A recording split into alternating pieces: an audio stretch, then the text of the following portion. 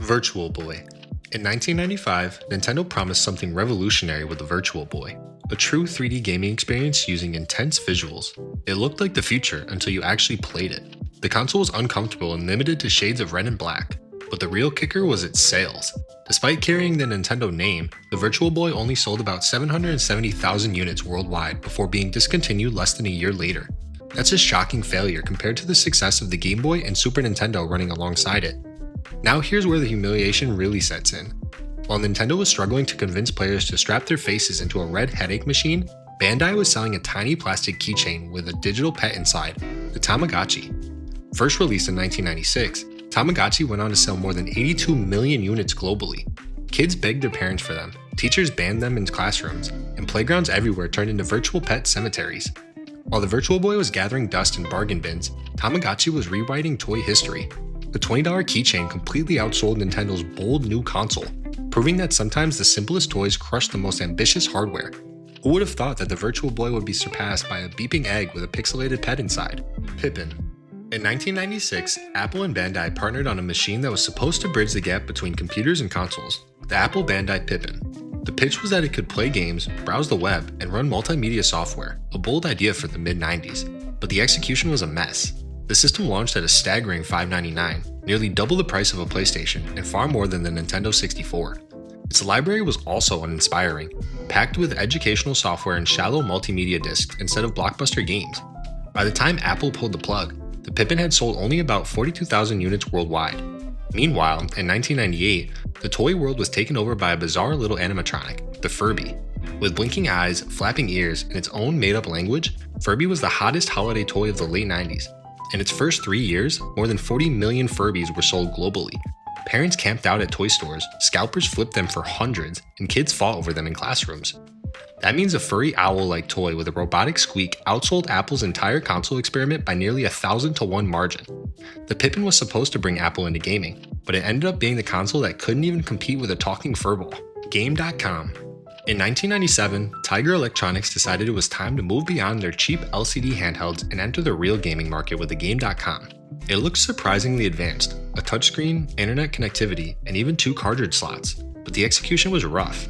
The screen was blurry and dim, the touchscreen required a stylus nobody wanted to use, and the internet features barely worked. Instead of being a competitor to the Game Boy, it became one of the most ridiculed handhelds of the era. By the time production ended, the Game.com sold fewer than 300,000 units. Compare that to a toy released just 1 year earlier, Tickle Me Elmo. When Elmo hit shelves in late 1996, demand was instant chaos. Stores sold out overnight, parents camped in parking lots, and the doll fetched hundreds of dollars on the resale market. In its first holiday season, Elmo sold over 1 million units, and by the end of 1997, more than 5 million had been shipped.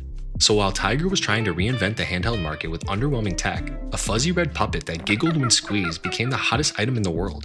The Game.com tried to be futuristic, but Elmo laughed his way to outselling it by millions. Gizmondo. In 2004, a mysterious new handheld hit the market, the Gizmondo. Built by Tiger Telematics, it promised a ton of features: GPS tracking, text messaging, MP3 playback, and of course, gaming. The marketing was wild too, including a flashy launch party with celebrities like Sting and Busta Rhymes. But behind the scenes, the company was drowning in scandals, shady finances, and executives with criminal ties. The hardware itself wasn't impressive either. The few games it had looked like budget PlayStation titles, and the system sold for $229. By the time it all collapsed, the Gizmondo had sold fewer than 25,000 units worldwide. Meanwhile, at the exact same time, kids were obsessed with something far simpler: Beyblades. These customizable spinning tops, launched in the early 2000s, turned playgrounds into battle arenas.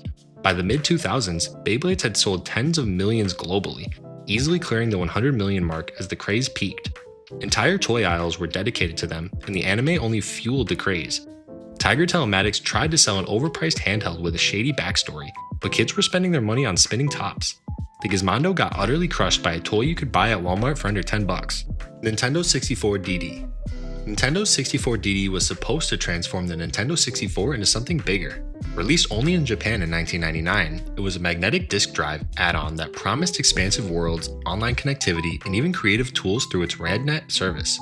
It seemed like a bold step into the future, but it was a disaster. After years of delays, the add-on limped onto the market with only about 15,000 units sold through a subscription model. Its tiny software library included curiosities like Mario Artist, but the project fizzled almost immediately. By 2001, Nintendo quietly discontinued it. While the 64DD struggled, kids around the world were obsessed with something much simpler, the Razr scooter. Launched in 2000, it became a smash hit almost overnight.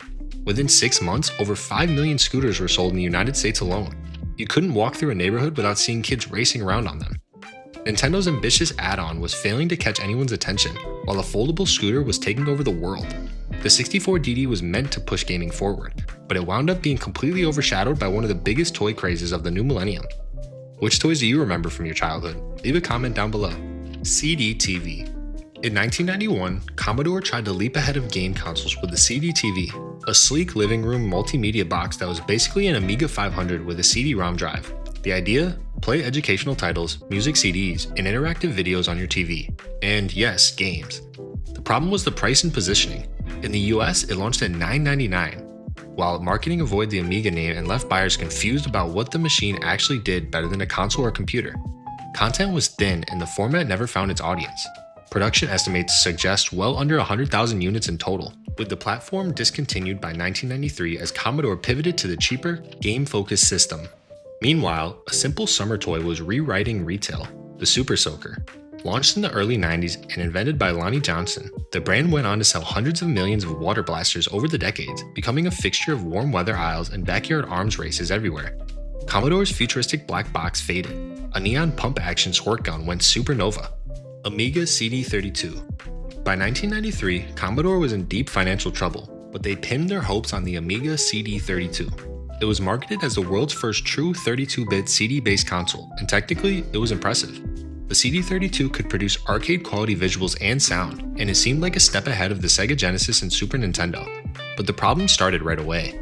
Its price, around $299 in the UK, or about $400 USD, was high for the era, and the console suffered from supply issues, with US sales blocked due to a patent dispute.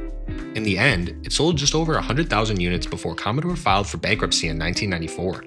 Meanwhile, a decade earlier in 1983, another craze proved just how much more powerful toys could be. That was the year Cabbage Patch Kids dolls exploded into the market. Stores couldn't keep them in stock. Riots broke out over limited shipments, and by the end of the year, more than $3 million had been sold in the United States alone. So while Commodore's last-ditch console struggled to break 6 figures, a doll with a cloth face and adoption papers outsold it 30 times over in its very first year.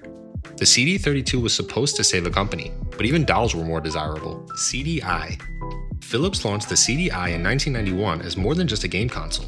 It was billed as an all-in-one multimedia machine for the living room. It could play music CDs, movies, educational software, and video games.